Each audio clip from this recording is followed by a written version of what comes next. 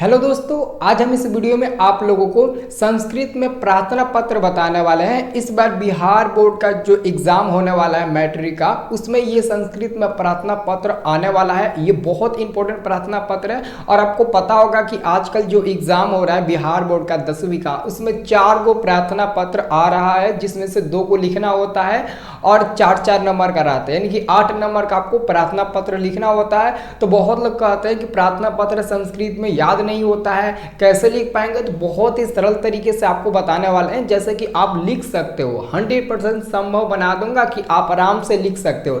जैसे कि मेरे पास ना इस बार के लिए एक इंपॉर्टेंट प्रार्थना पत्र है, यहाँ पर देख सकते हैं। आपका प्रार्थना पत्र क्या है, क्वेश्चन ऐसा ही देगा, क्वेश्चन ऑलरेडी हिंदी में देगा, आपसे क्वेश्चन ऑलरेडी हिंदी में देगा, लेकिन कह देगा उसमें कि आपको संस्कृत में लिखना है। जैसे कि यहाँ पर आपको हिंदी में देगा प्रार्थना पत्र लिखने के लिए कि अपने भाई के विवाह के अवकाश के लिए प्रधानाचार्य को एक पत्र संस्कृत में लिखे। यानी कि दोस्तों अपने भाई के अवकाश के लिए, यानी कि अपने भाई के विवाह के लिए ना आपको छुट्टी की जरूरत है, और उसी छुट्टी से संबंधित आप 2 दिन 4 दिन 5 दिन जितने भी दिनों की छुट्टी चाहिए ना, तो आप उन दिनों की छुट्टी के लिए आप यहाँ पर आवेदन पत्र एक लिखिए और स्कूल में सबमिट करिए, ठीक है ना।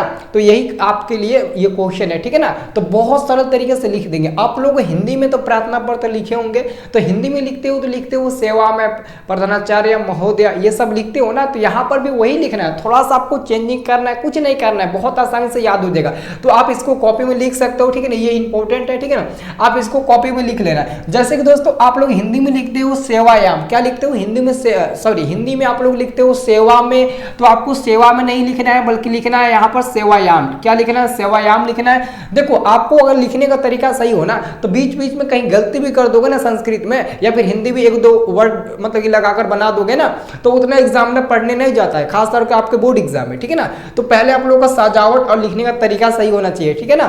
तो यहाँ पर आप लोग लिखना सेवा में की जगह पर आप लोग लिखना सेवायाम, और उसके जस्ट नीचे से लिख दीजिएगा आदरणीय महोदय, ठीक है ना। और उसके जस्ट नीचे आप अपने स्कूल का नाम लिख सकते हैं, ताकि एग्जामिनर देखे कि ये बच्चा किस स्कूल से बिलोंग करता है, कहाँ से बिलोंग करता है, ठीक है ना, क्या उस एरिया का लड़का पढ़ने में तेज है, ठीक है ना। एक्चुअली में उस पर भी डिपेंड करता है, तो एक्चुअली में ये लिखना जरूरी होता है, ठीक है ना। तो यहाँ पर आप नीचे लिख दीजिएगा, जैसे कि मैंने लिखा राजवंशी देवी हाई स्कूल सिवान, ठीक है ना, हाई स्कूल सिवान, ये हम लोग का स्कूल है। तो जैसे कि मैंने अपने स्कूल का नाम लिख दिया। अब दोस्तों आपको एक विषय में लिखना है, आपको एक विषय में लिखना है कि आप किस विषय से संबंधित आप ये पत्र लिख रहे हैं। तो आप यहाँ पर लिखिएगा छुट्टी हेतु आवेदन पत्र, यानी कि हमको छुट्टी चाहिए और इसी छुट्टी से संबंधित हमको आवेदन पत्र लिखना है, और मैं वही आवेदन पत्र लिख रहा हूं, इसलिए आपको विषय में लिख देना है छुट्टी हेतु आवेदन पत्र, ठीक है ना। अब यहाँ पर आप लोगों को संस्कृत में लिखना है, संस्कृत में आप लोग लिखते चलिए। बहुत लोगों को संस्कृत पढ़ने में दिक्कत होती है ना, आप लोगों को संस्कृत पढ़ने में दिक्कत होती है ना, तो देखो आपको क्या लिखना है। देखो आप लोग इसके जस्ट सामने से लिखना स्टार्ट करिएगा। आप लोग हिंदी में लिखते हो ना, सविनय निवेदन यह है कि मैं कक्षा 10वीं का स्टूडेंट हूँ, ऐसा आप लोग हिंदी में आवेदन लिखते हो ना, वैसे ही यहाँ पर भी है। अब यहाँ पर आपको सविनय की जगह पर सविनयम लगा देना है। सविनयम यानी कि ऊपर मात्रा लगा दो, सविनयम बन गया। और निवेदनम, निवेदनम के ऊपर भी आप एक मात्रा लगा दो, तो निवेदनम बन गया, ठीक है ना। तो यहाँ पर आपका हो जाएगा सविनय निवेदनम अस्ति यत मम भरातु विवाह स्वभविष्यति, यानी कि सविनय निवेदन यह है कि मेरे भाई का विवाह होने वाला है, यानी कि मेरे भाई का विवाह होने वाला है, यही है ना।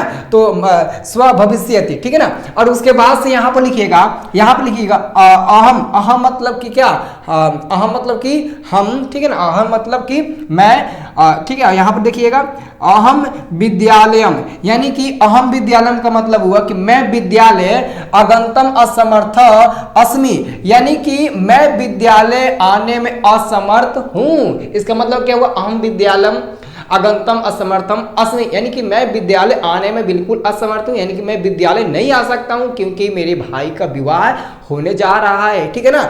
अब उसके बाद से देखिए नीचे का लिखिएगा। उसके बाद से थोड़ा सा आप लोग देख लीजिए, तो थोड़ा सा आप लोग देख लीजिए, ठीक है ना। थोड़ा सा एक मिनट थोड़ा सा अब आप लोग देखिए नीचे क्या लिखिएगा।